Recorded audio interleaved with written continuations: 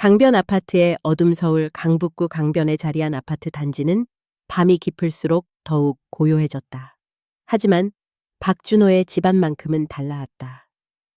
묵직한 긴장감과 무거운 한숨이 벽을 세우며 들었고 누군가의 억눌린 분노가 자정을 넘기며 점점 커져만 갔다. 김순희는 그날 새벽에도 남몰래 일어나 부엌에 섰다. 손끝이 시렸다. 내가 아니면 누가 이 아침밥을 챙겨주겠니? 아들의 직장 출근, 손녀 유나의 학교 생활, 그리고 며느리 오지은의 까다로운 식성까지. 모든 계란찜의 간, 미역국의 진하기, 고구마의 익힘 정도 하나까지 신경 쓰지 않을 수 없었다. 아침이 되자마자 지은의 날카로운 목소리가 들렸다. 어머님, 또 미역국이에요? 맨날 같은 반찬 지겨워 죽겠네. 요새 TV 좀 보세요. 레시피가 그렇게 많은데. 차갑고 예리하게 내뱉는 그 말 속엔 명백한 경멸이 묻어 있었다. 박준호는 신문을 넘기며 작게 중얼거렸다. 지은아, 엄마도 나름대로 신경 쓴 거야. 괜히 그러지 마. 지은의 시선이 남편에게 곧장 날아갔다. 신경을 쓴 게 이 정도라고요? 남편, 엄마 챙기느라 저한텐 관심도 없잖아요. 언제까지 이 집에서 시어머니 모시고 살아야 해요? 순이는 조용히 식탁에 추가 반찬을 놓다가 젓가락 한쪽이 뚝 떨어지는 소리에 깜짝 놀라 몸을 움츠렸다. 유나는 그 소리에 얼굴을 찡그리며 핸드폰으로 시선을 돌렸다. 지은이 거침없이 내뱉었다. 어머님, 솔직히 말씀드릴까요? 이 집에선 어머님 숨소리까지도 저에겐 스트레스예요. 순이는 움찔했다. 지은아, 난 그냥 돕고 싶어서. 혹시 우리 집이 어머님 덕분에 행복해질 거라고 생각하신 거예요? 오해 마세요. 내 색깔, 내 시간 다 뺏긴 기분이에요. 순이는 속으로 일렁이는 말을 꾹꾹 눌렀다. 나는 정말 짐일까? 벽지에 기대어 조용히 속삭였다. 그 모습은 너무나 작고 외로워 보였다. 준호는 화를 참으며 지은에게 다가가갔다. 지은아, 제발 그만해. 엄마가 들으실까 봐. 하지만 지은은 멈추지 않았다. 싫어요. 이제는 말해야겠어요. 엄마 등 뒤에 가려져서 당신도 유나도 저까지 고통받으면서 얼마나 더 참고 살아야 하냐고요? 유나는 수저를 내려놓았다. 엄마, 할머니가 뭘 그렇게 잘못하셨어요? 지은은 딸에게 매서운 눈초리를 보냈다. 넌 몰라. 아직 어려서. 엄마 말 잘 들어. 너도 나중에 시집가 보면 알 거야. 식탁 위에 싸늘한 침묵만이 남았다. 순이는 조용히 자리를 피하려 했지만 지은이 다시 잡아끈다. 어머님, 그냥 살림 조금 거들고 방에 들어가 계시면 안 돼요? 집안일 내가 더 하니까 피곤하단 말이에요. 화가 치밀어 오른 준호가 벌떡 일어섰다. 니들 그만하지 못해? 나 정말 못 살겠네. 지은이 비웃듯 콧방귀를 뀌었다. 그래, 못 사는 게 누구 때문인데요? 그때 유나가 울음을 터뜨렸다. 제발, 이제 싸우지 마세요. 잠시 정적. 순이는 아픈 마음을 숨기려 애썼다. 내가 나가주면 집이 평화로워질까? 지은이 그 말을 빌미로 일어났다. 잘 생각하셨어요. 남의 집살이 고생스럽죠? 어머님 친척분 댁에라도 가보시는 게. 순이는 손을 꼭 잡고 벽을 바라봤다. 시선 끝에 걸린 사진 속 어린 준호와 유나. 나는 이 집의 뿌리인데 지금은 잡초가 되어버렸구나. 유나만이 순이 곁에 다가와 속삭였다. 할머니, 나 할머니 없으면 안 돼요. 하지만 지은이 냉혹하게 끼어든다. 유나, 엄마 말 들어. 앞으로 집안일 할머니 안 시킬 테니까 기대도 하지 마. 그날 밤 거실에선 급기야 접시 깨지는 소리, 고성, 억지로 참다가 터지는 울음소리가 뒤섞여 대화가 아닌 전쟁의 장이 펼쳐졌다. 준호는 견디지 못하고 밖으로 나가버렸고 지은은 방문을 쾅 닫은 뒤 한참을 울었다. 순이는 불 꺼진 부엌에 남아 혼자 방바닥에 주저앉았다. 이 집에 속할 자격이 정말 없는 걸까? 곧이어 울려 퍼지는 유나의 얇은 목소리. 할머니, 괜찮아요. 순이는 아무 대답도 할 수 없었다. 밤은 점점 깊어만 갔다. 가로등 불빛은 창밖에 쓸쓸히 번지고 강 건너편에선 한 줄기 바람마저 싸늘하게 불어왔다. 이 집안 어딘가 미세한 금이 가고 있음을 모두가 뼈저리게 느끼지만 아무도 먼저 손 내밀 마음의 여유는 없었다. 은은하게 타오르는 불씨 아침 햇살이 강변 아파트의 커튼 사이로 스며들었지만 김순이의 얼굴에는 빛 대신 깊은 어둠이 드리워져 있었다. 벽에 걸린 시계 소리가 유난히 크게 들렸다. 밤새 한숨만 쉬다 잠을 설친 탓에 몸이 청은망은으로 무거웠다. 거실에서는 오지은이 핸드폰을 들고 통화 중이었다. 미진아, 나 진짜 미치겠어. 하루라도 저 늙은이와 떨어져 살면 소원이 없겠다. 지은의 목소리는 이미 오전부터 날이 서 있었다. 통화가 끝나자마자 지은은 부엌으로 들어와 김순이를 노려보며 말하였다. 어머님, 저 오늘 저녁에 친구들이랑 약속 있어요. 저녁 먹지 마시고 알아서 챙기세요. 순이는 눈을 내리깔은 채 작게 대답했다. 지은이 방문을 닫자마자 순이는 주방에서 살짝 떨리는 손으로 주전자를 들었다. 여기 있어도 매일 눈치만. 보내!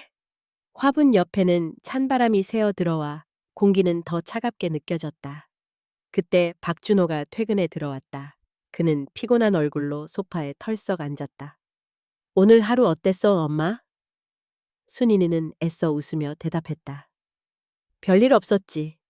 유나는 잘 다녀왔니? 준호는 딸에게 시선을 돌렸다. 유나야, 오늘 학교 어땠니? 유나는 조용히 대답했다. 잘 다녀왔어요, 아빠. 갑자기 방문이 벌컥 열리며 지은이 등장했다. 여보, 엄마랑 대화하지 말랬지? 요즘 엄마가 이상해졌다니까. 준호는 황당하다는 얼굴로 쳐다봤다. 대체 엄마가 뭘 잘못했다고 그래? 지은의 목소리는 서서히 커졌다. 엄마가 집에만 있으면 그런지 요즘 정신이 오락가락하잖아. 지난번에도 밥솥 깜빡해서 밥 태웠다며? 순이는 잔뜩 위축된 표정으로 대답했다. 내가 정신이 없어서 그랬나 봐. 미안하다. 지은은 혀를 끌끌 차며 독서를 퍼부었다. 진짜 짐덩어리야, 짐덩어리. 하루아침에 자기 방 얻으려면 돈이라도 주든가. 돈도 없는 사람이 왜 이렇게 오래 살려고 해요? 준호는 얼굴을 붉히며 소리쳤다. 지은아, 그만 좀 해. 엄마, 그런 말 들으려고 여기 온 거 아니잖아. 지은이 씩 웃으며 비꼬았다. 그럼요. 어머님 저한테 항상 잘하시죠. 남 앞에서는 얼마나 천사인 척 하는지. 거실의 공기는 단숨에 얼어붙었다. 유나는 숨을 죽이고 엄마와 아빠, 할머니의 얼굴을 번갈아 바라봤다. 아침부터 저녁까지 반복되는 전쟁 같았다. 밤이 깊어가자 순이는 방 안에서 작은 짐가방을 꺼냈다. 정말 내가 나가버리는 게 맞는 걸까? 문득 밖에서 지은의 비명 같은 목소리가 들려왔다. 내가 저런 늙은이와 한 집에 묶여 살아야 한다니. 너무 억울해. 그 뒷말은 전화기 너머로 퍼져나갔다. 아니야. 나도 이 집에 내내가 내 노력이 있는데 왜 다 뺏기는 기분이 드는 건데? 남편도 내 편이 아니고? 맨날 엄마 이 엄마. 나한테 그만 좀 요구하라고 해, 미진아. 지은은 이어폰을 뺀 뒤 방문을 박차고 나왔다. 어머님, 언제까지 이 집에 계실 생각이에요? 적당히 좀 하시죠. 순이가 다급히 말했다. 지은아, 그래도 여긴 내 아들이 사는 집이잖니. 내가 갈 데가. 지은은 한치의 망설임도 없이 쏘아붙였다. 갈 데 없으면 요양원 알아보세요. 요즘 그런 데 많아요. 돈 없는 건 다 불행이니까 우리한테 얹혀 살 생각하지 마세요. 제발. 이때 옆방에서 유나가 조용히 문틈을 열었다. 유나는 조용히 순이의 곁에 다가와 노트북을 열어 조그만 메모를 썼다. 할머니, 힘내세요. 내가 옆에 있을게요. 순이는 조용히 유나를 안아주려는데 이 모습을 본 지은이 다시 욕설을 내뱉었다.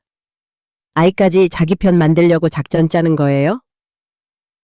웃기시네.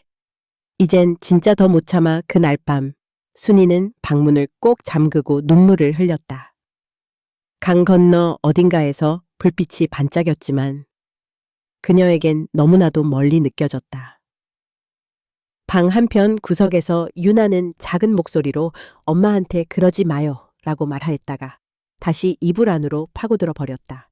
집안에 남은 건 꺼지지 않는 불씨처럼 타오르는 감정의 잔해, 그리고 침묵뿐이었다. 그러나 이 침묵의 깊은 곳에서 더 뜨겁고 무서운 무언가가 다시 타오를 준비를 하고 있었다.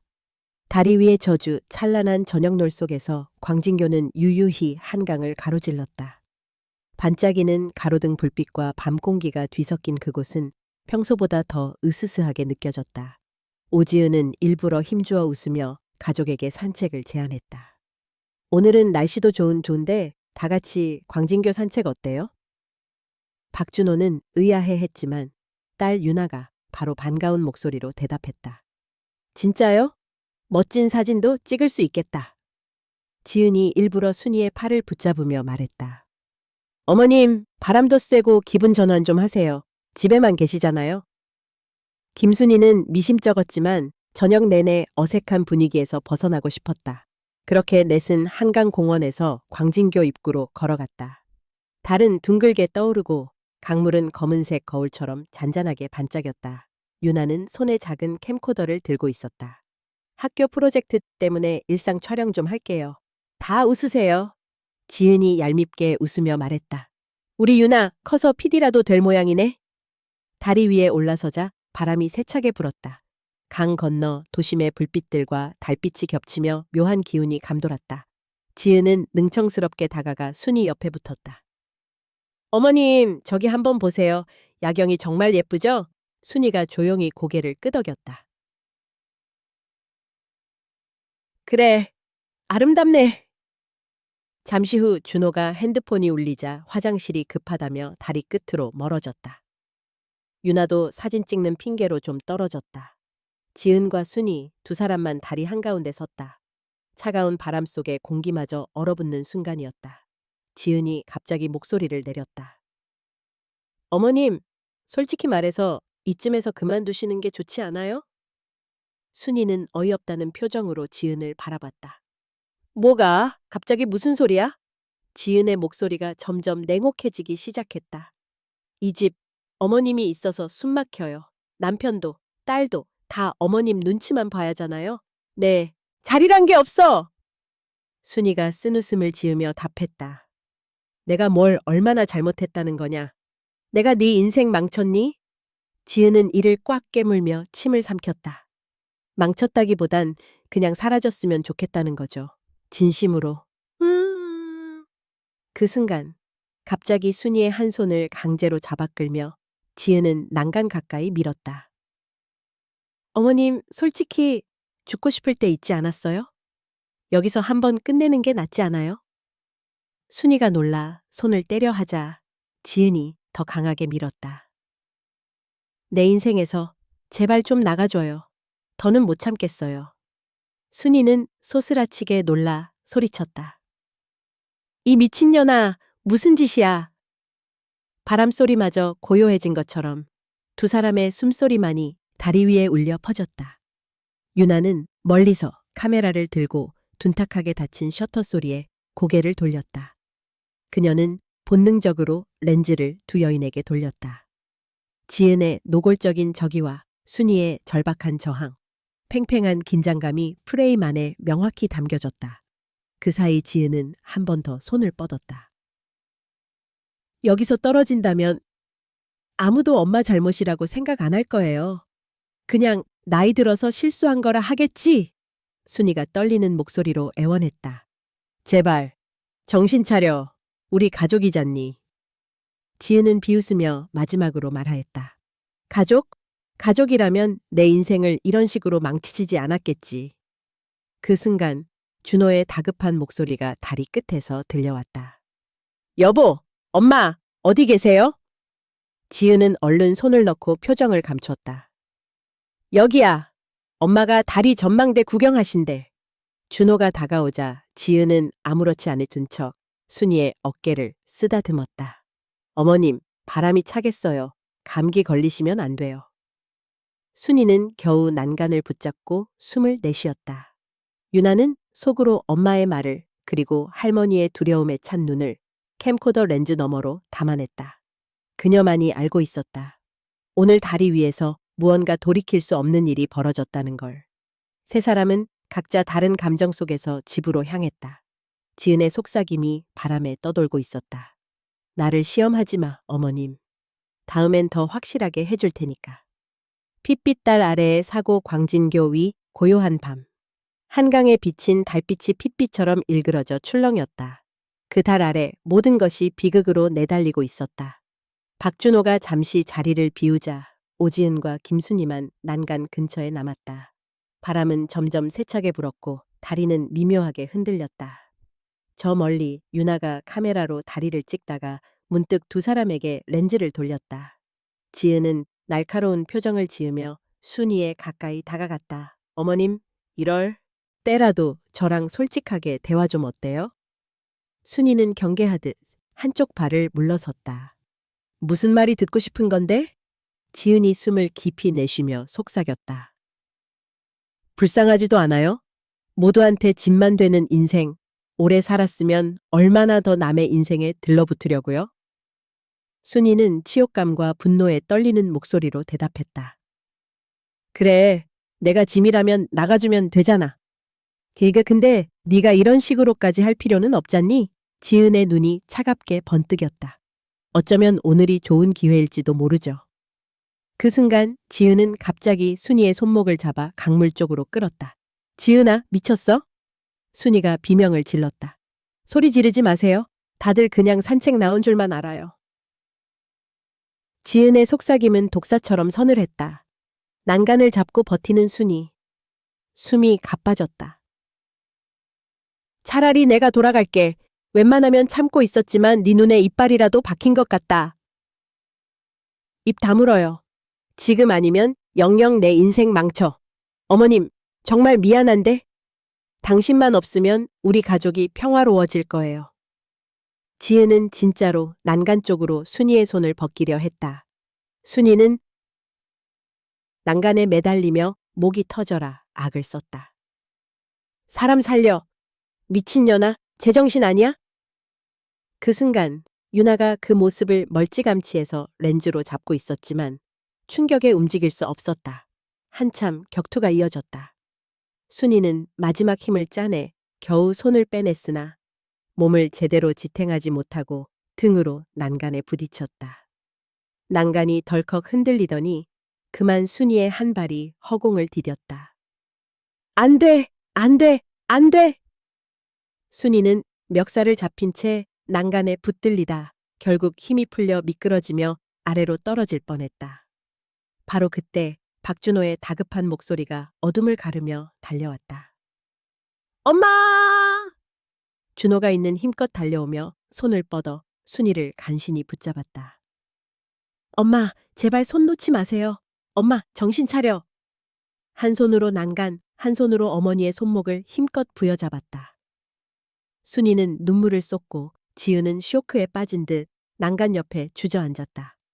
지은아, 뭐 하는 거야? 네가 이 엄마한테 뭐라고 한 거야? 그러나 지은은 잠시 넋이 빠진 채 눈을 굴리다 곧장 연기를 시작했다. 오빠, 나도 어머님 구하려고 했어. 갑자기 어머님이 무섭다고 하시면서 막 소리치셨단 말이야. 내가 잡으려 했는데 순이는 비명처럼 울부짖었다. 전현이 날 죽이려고 했어. 네가 어떻게 이런 짓을 할 수가 있어. 지은은 단호하게 반박했다. 어머님이 정신이 나가신 거예요. 증거 있어요? 전 정말 도와주려 했어요. 유나, 네가 다 봤지? 유나는 망연자실했다. 지은은 딸을 노려보며 조용히 위협 섞인 눈빛을 보냈다. 순이의 손을 붙잡고 겨우 끌어올린 준호는 망연히 두 여인을 바라보았다. 가족의 붕괴, 피투성이 달빛 아래에서 모두의 심장이 찢겨나가고 있었다. 유나는 아무 말도 하지 못한 채 가방 속 캠코더를 꼭 쥐었다. 그녀의 손은 심하게 떨리고 있었다. 다리는 밤에 더욱 추웠고 가족이 함께 걷던 길은 이제 다시는 예전 같지 않을 것이 분명했다. 저 달빛 아래 이 집안의 저주는 이제 시작일 뿐이었다. 금이 간 기억 광진교 위의 사건 이후 집안은 고요하지만 한층 더 침울해졌다. 박준호는 아침마다 술기운을 겨우 떨치며 출근했고 김순희는 하루 종일 방구석에 쪼그리고 앉아 있었다. 그 어느 때보다 시간이 굼뜨게 느껴졌다. 순희는 창문계에 앉아 밖을 바라보았다. 늦가을 햇살 속 단풍잎이 천천히 떨어졌다. 마음 한켠에 멍든 자국이 번져 있었다. 식구들이 언제 들어올지 몰라 현관문을 흘깃흘깃 쳐다보면서 점점 눈물이 고였다. 오지은은 집안을 오가며 독서를 흘렸다. 집에 있으면 뭐가 좋아요? 나가서 공기라도 좀 쐬지. 건조하고 매서운 그녀의 목소리는 순이의 상처 위를 또 한 번 긁고 지나갔다. 유나는 방 안에서 조용히 교복을 정리하며 할머니가 앉아 있는 그림자를 바라만 봤다. 할머니, 오늘 뭐 드셨어요? 응, 그냥 밤에 남은 죽 조금 먹었단다. 유나가 더 캐묻지 못하는 표정으로 슬그머니 할머니 손을 잡았다. 그 손은 놀랄 만큼 앙상하고 차가웠다. 저녁 박준호가 술에 취해 들어왔다. 오늘도 집이 왜 이렇게 조용하지? 지은이 곁눈질로 남편을 노려봤다. 왜 조용한지 아직도 모르겠어. 당신 엄마 때문에 이 집안이 엉망인 거잖아. 이젠 들을 귀도 없지? 준호는 괴로운 듯 머리를 감싸쥐었다. 좀 그만해, 제발. 내 앞에서 엄마 욕 좀 하지 말라고.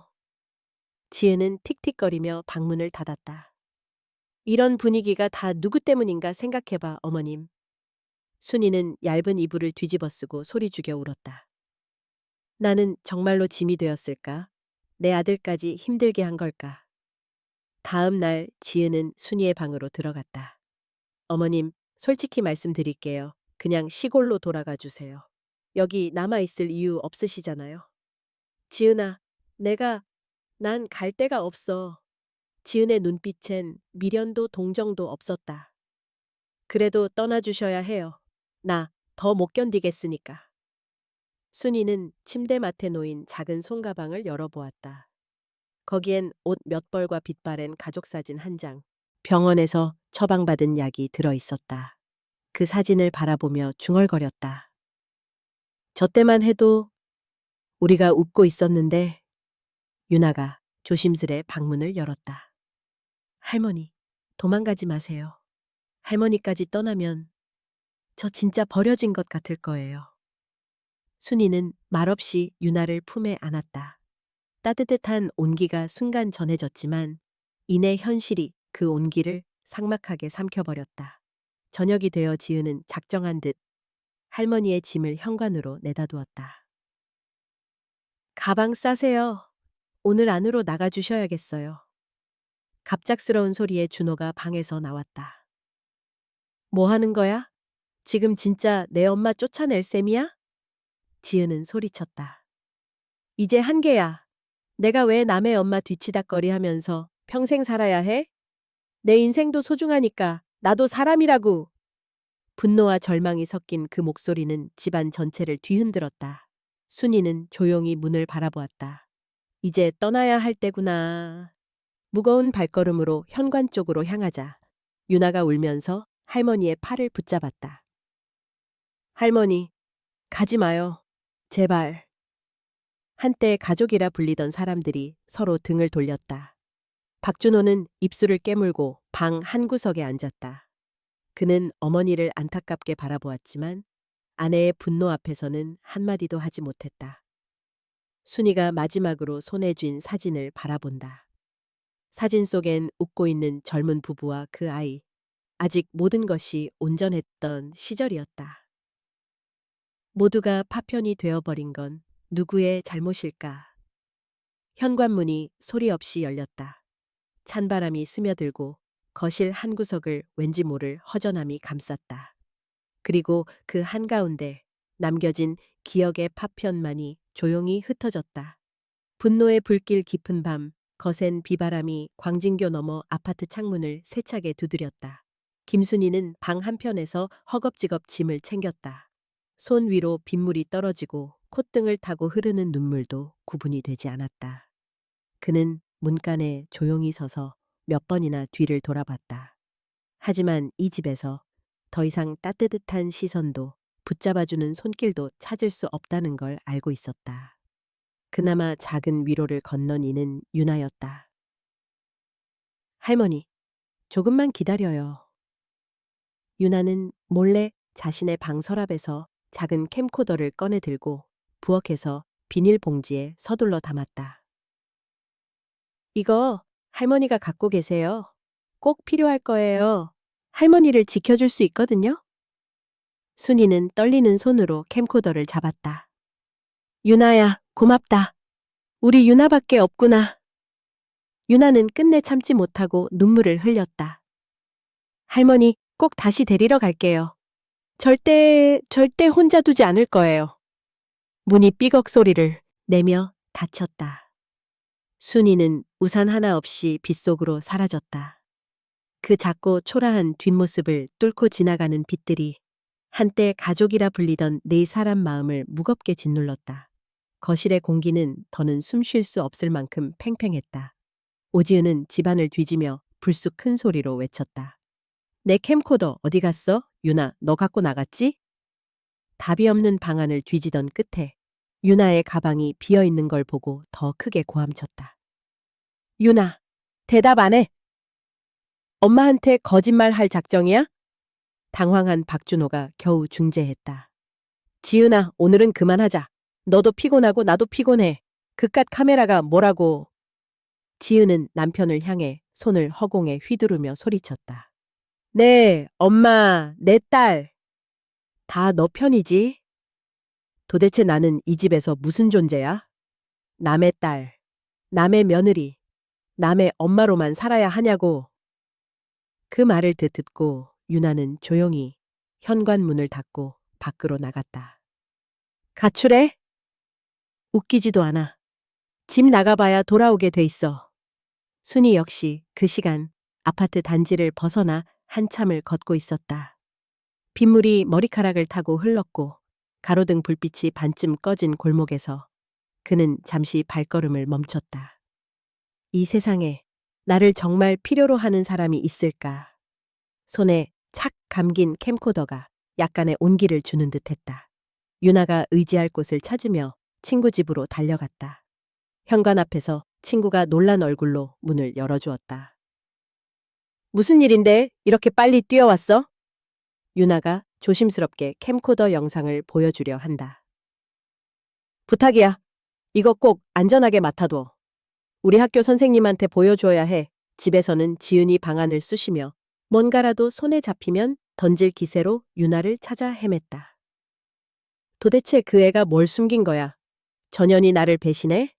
며느리의 얼굴에는 불안, 분노, 증오가 한꺼번에 엉켜 있었다. 준호는 끝내 아무 말도 못했다. 술 기운에 골아떨어진 그의 귀에 아직도 아내와 딸의 언성이 귓가에 맴도는 것만 같았다. 다음 날 아침, 유나는 몰래 친구의 도움을 받아 학교 상담 선생님을 찾아갔다. 선생님, 이 영상 좀 봐주세요. 우리 집에 정말 문제가 있어요. 진심이에요. 선생님은 유나를 토닥이며 영상 속에서 터져나온 다리 위의 진실을 조심스럽게 확인하기 시작했다. 한편 지은은 집안 구석구석을 뒤집다가 손끝에 작은 손거울이 부딪혀 땅바닥에 떨어졌다. 다 나 때문이야? 아니야, 난 잘못한 게 없어. 내 인생 왜 이렇게 망가졌지? 울분과 자책이 머릿속을 소용돌이치며 더욱 분노로 번졌다. 아파트 복도에선 이웃 몇몇이 소공어리기 시작했다. 저 집 밤마다 온 식구가 소리 지르더라. 무슨 문제가 있는 모양이야. 지은은 귀를 막으며 창밖으로 비치는 먹구름을 바라봤다. 남 탓하지 마. 너희들도 내 심정 모를 거잖아. 순이는 어두운 공원 벤치에서 하염없이 밤을 새웠다. 캠코더를 꼭 쥔 손틈 사이로 언젠가는 진실이 밝혀질 거라는 작은 희망이 스며들었다. 그렇게 각자의 밤이 길고 차갑게 흘렀다. 가족 모두의 마음에 분노의 불길은 아직도 꺼지지 않았다. 짓눌린 진실 김순이가 떠난 지 며칠, 집안은 더욱 삭막한 적막함에 휩싸였다. 아침이면 오지은은 일부러 부엌에서 나는 소음을 더 크게 냈고 박준호는 출근 준비를 하며 신경질적으로 커피잔을 내려놓았다. 하지만 가장 조용했던 사람은 유나였다. 그녀는 늘 노트북이나 핸드폰만 바라본 채 세상을 차단한 듯 입을 다물었다. 밖에서는 소문이 삽시간에 퍼져나갔다. 저 집 며느리가 어머님 쫓아냈다더라. 순이 아주머니, 우울증 심해 보여서 걱정이야. 지은은 이 소문을 모르는 척하면서도 오히려 먼저 행동에 나섰다.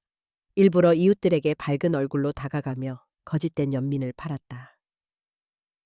아유, 어머님이요. 참 안타까워요. 요즘 정신적으로 너무 힘드신 것 같은데 갑자기 집을 나가셨지 뭐예요. 솔직히 저도 너무 놀라고 괴로웠어요.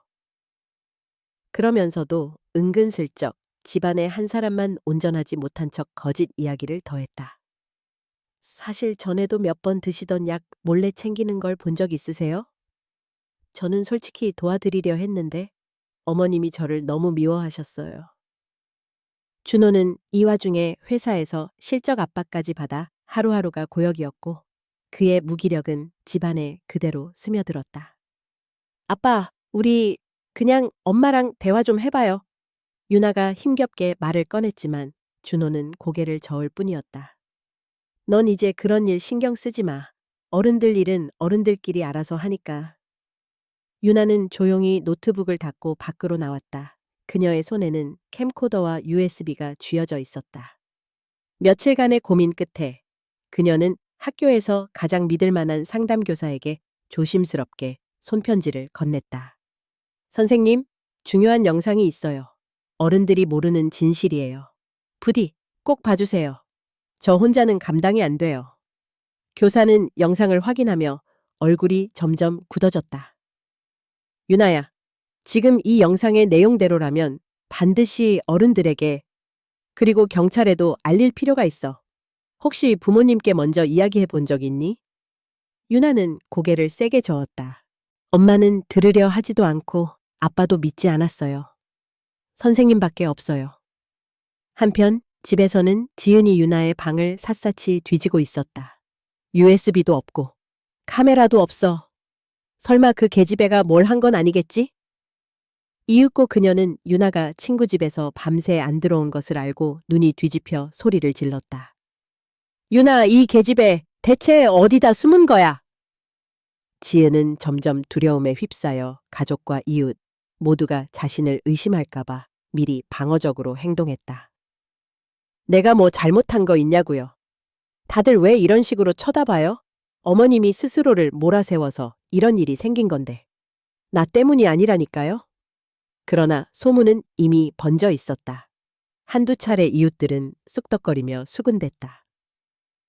혹시 며느리가 뭔가 숨기고 있나? 며칠 후 학교 교사가 경찰에 신고한 까닭에 담당 형사가 집에 찾아왔다.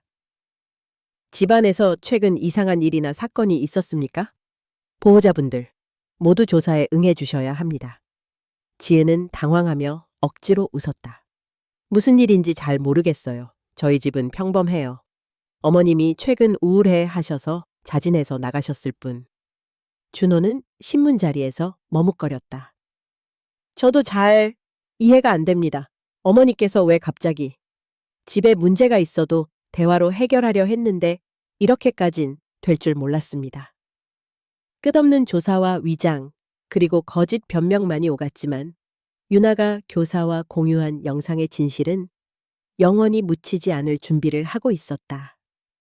지은은 가족조차 완전히 통제할 수 없다는 분노와 두려움, 그리고 스스로에 대한 의구심에 시달리기 시작했다. 밤이면 밤마다 혼잣말을 반복했다. 내가 뭐 잘못했어? 난 내 가족을 지키고 싶었을 뿐인데 왜 모두 나를 미워하지? 진실은 묻혔지만 가정 안에 들이운 그 거대한 그림자는 점점 더 짙어졌다. 그리고 어느새 시간이 흘러 숨 막히는 침묵의 밤이 또다시 날이 새고 있었다. 심판 전야 비가 그치고 음습한 구름이 엷게 거친 늦은 밤. 박준호의 집 거실엔 낯선 기운이 감돌았다. 낮에 경찰이 찾아왔던 흔적, 그리고 설명할 수 없는 적막감이 무겁게 드리워져 있었다. 오지은은 불안한 눈빛으로 시계를 쳐다보며 긴장스레 거실을 맴돌았다. 이런 일이 있을 줄 알았다면 처음부터 아니야, 내 잘못 아니야. 스스로에게 수차례 변명하며 창 밖으로 지나가는 찻소리에 신경이 곤두섰다. 방 한편엔 유나가 고개를 떨군 채 앉아 있었다. 그녀의 손에는 삼킨 듯 움켜쥔 캠코더 대신 경찰이 가져간 USB의 존재만이 남아 있었다. 이제 모든 게 밝혀지는 걸까? 엄마의 얼굴, 아빠의 선택, 내 가족의 미래. 다 변할 수도 있어. 유나는 엄마와 눈을 마주치지 못한 채 손을 떨었다. 밤이 깊어지자 준호가 술 기운에 젖은 채 현관문을 열고 들어왔다. 오늘도 힘들다. 이 집이 왜 이 모양이 됐지? 그는 지그시 아내와 딸을 바라봤지만 이내 아무 말 없이 소파에 털썩 앉아버렸다. 지은은 남편에게 다가가 간절히 속삭였다. 준호 씨, 나 좀 도와줘요. 당신만은 내 편 들어줄 거지? 당신 눈으로도 분명 어머님이 먼저 날 심하게 괴롭혔단 걸 알잖아. 내가 집에서 쫓겨나면 유나도 볼 수 없게 될 거야. 당신 알아? 경찰이 모른 척하지 않을 거라고 그녀는 위협이 섞인 목소리로 이어갔다. 내일 경찰서에서 어떻게 대답할지 생각해둬요. 내 쪽에 서겠다고. 만약 당신이 어머님 쪽에 붙으면 난 당신이랑도 끝이야. 준호는 침묵으로 일관할 뿐이었다. 한참이 지나서야 술 냄새 섞인 목소리로 작게 뱉었다. 좀 그만하자. 솔직히 이제 뭘 믿어야 할지 모르겠다. 거실의 기류가 점점 차가워졌다. 지은은 손톱을 물어뜯거나 소리 없이 울분을 삼켰고 유나는 엄마의 냉랭한 시선에 움찔하며 방으로 들어가 버렸다. 이윽고 새벽 2시 경찰에서 전화 한 통이 들려왔다. 내일 오전 9시 가족 모두 출석해 주십시오. 중요한 자료가 확보됐습니다. 반드시 참석해 주셔야 합니다. 지은은 핸드폰을 내려놓으며 이성을 잃은 듯 비명을 참았다. 이제 정말 끝장인가? 다들 나 없으면 아무것도 못하잖아.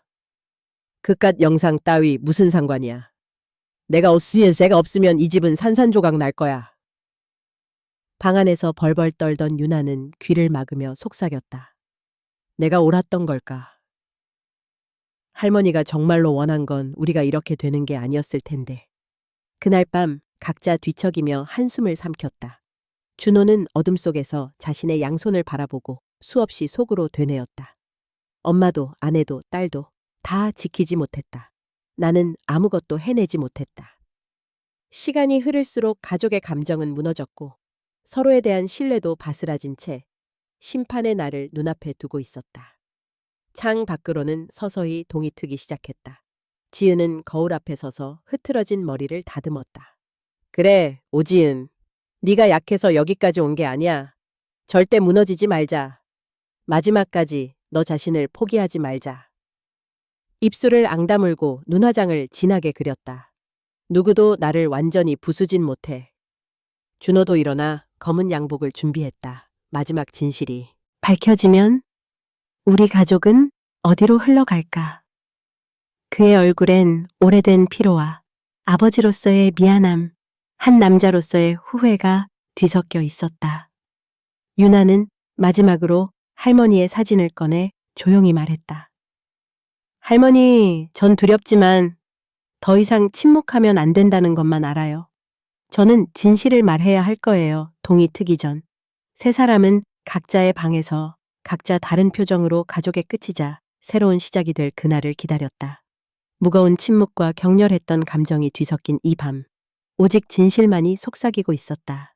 심판의 법정 법원 대합실은 물기를 머금은 아침 공기만큼이나 차가웠다. 박준호와 유나는 무거운 발걸음으로 법정 앞에 섰고 김순희는 휠체어에 앉아 두 손을 달달 떨고 있었다. 옆에는 변호사가 침착한 목소리로 마지막 당부를 전했다. 김순희 어르신, 심호흡하세요. 오늘 진실이 드러나는 날입니다. 조금 떨어진 곳에 오지은이 앉아 있었다. 그녀의 얼굴은 밤새 내내 울었던 사람처럼 창백하고 메이크업마저 어딘지 흐트러져 있었다. 그러나 그녀의 눈빛에는 끝내 사라지지 않는 오기가 남아 있었다. 방청석에는 기자들과 몇몇 친척들, 동네 이웃들이 호기심 어린 얼굴로 둘러서 있었다. 장엄하게 울리는 종소리와 함께 재판관 3명이 입장했다.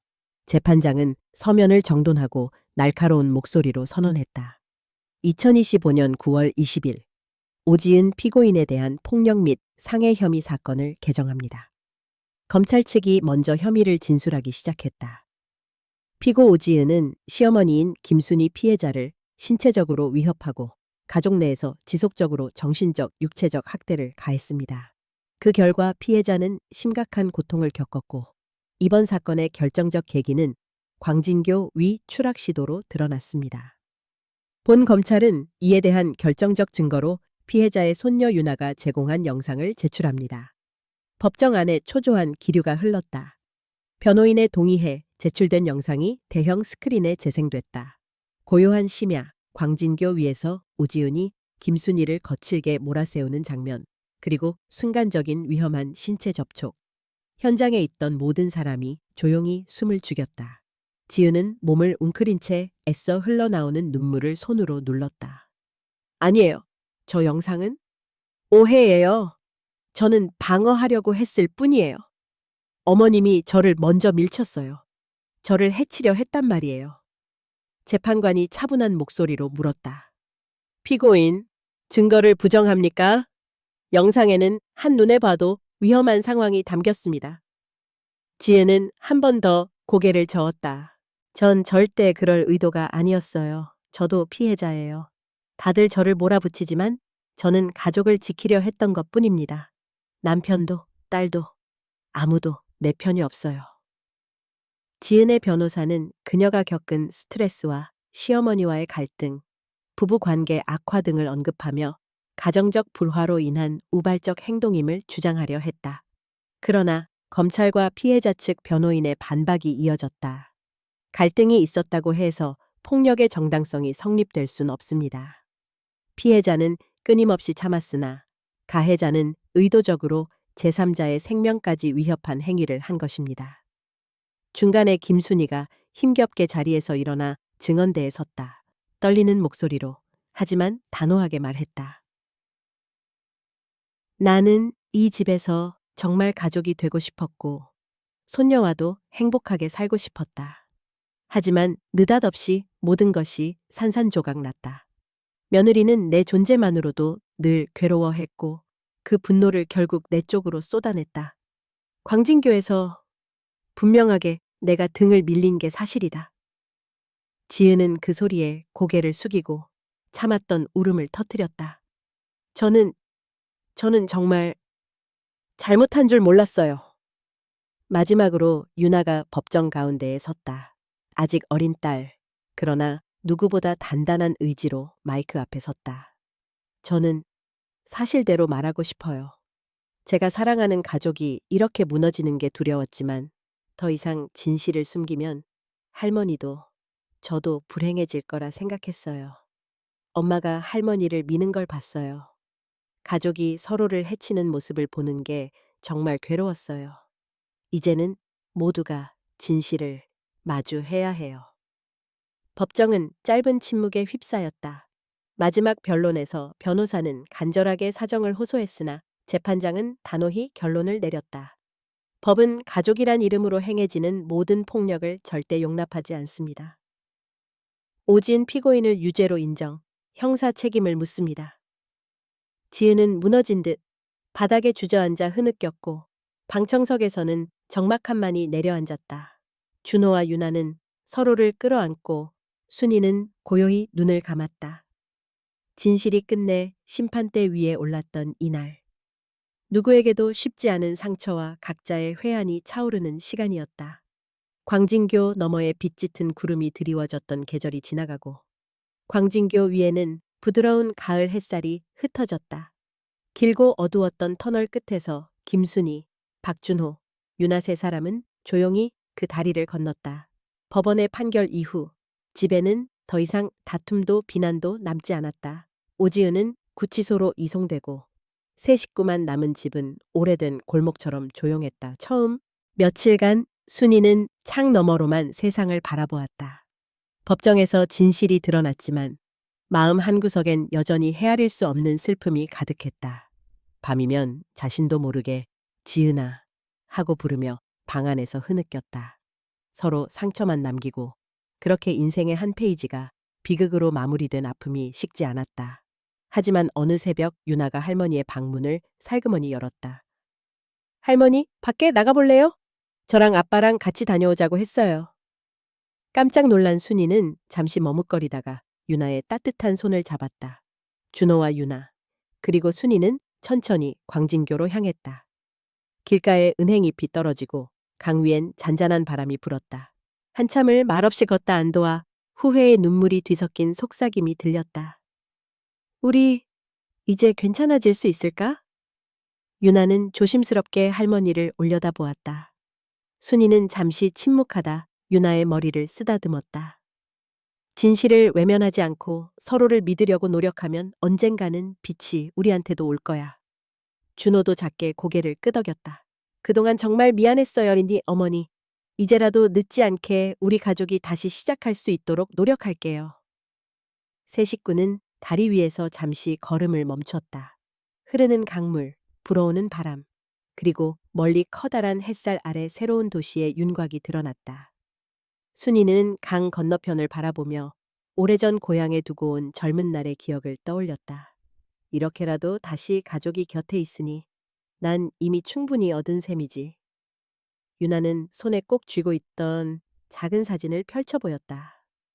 세 사람이 법정에서 손을 잡았던 그날, 누군가 몰래 찍어준 사진이었다. 이제는 무서울 게 없어. 할머니, 아빠. 우리 진짜 가족 맞으니까 그 말에 세 사람 모두 잠시 동안 아무 말이 없었다. 다만 고개를 끄덕이며 서로를 바라보았다. 순이는 작은 목소리로 속삭였다. 살다 보면 누구나 어둠에 빠질 때가 있어. 하지만 진심을 잃지 않고 용기를 내서 한 걸음 더 내디디면 분명히 다시 빛을 만날 수 있을 거야. 유나가 울먹이며 할머니의 허리를 껴안았다. 고마워요, 할머니. 그리고 미안해요. 우리 가족이 이렇게까지밖에 오지 못했어서. 준호는 세 사람을 감싸 안았다. 앞으로는 내가 옆에 있을게. 당신들 곁을 영영 떠나지 않을 거야. 빛이 조금 더 강해졌다. 그 순간 강 건너편에서 태양이 구름을 뚫고 큰 황금빛 줄기를 쏟아냈다. 순이와 유나, 준호는 한동안 그 자리에서 해가 떠오르는 모습을 바라보았다. 이제는 더 이상 후회와 증오의 그림자가 세 식구를 감싸지 않았다. 남겨진 상처들은 시간이 흐르며 조금씩 아물고 그 빈자리에 하루하루 희망이 스며들기 시작했다. 가족이란 이름, 진실이란 힘이 그들의 어깨를 다시 일으키고 있었다. 광진교 너머로 흘러가는 강물처럼 그들도 잠시 멈추었으나 다시 흐르기 시작했다. 눈부신 햇살 아래서 세 사람은 조심스레 한 걸음씩 빛이 깃든 새로운 삶을 향해 걸어갔다.